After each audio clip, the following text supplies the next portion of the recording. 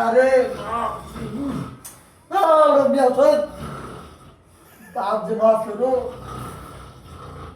আমার বড়ি সেটা করি সেটা করতে সব তো সেই হাবিবে ওরা তো আছে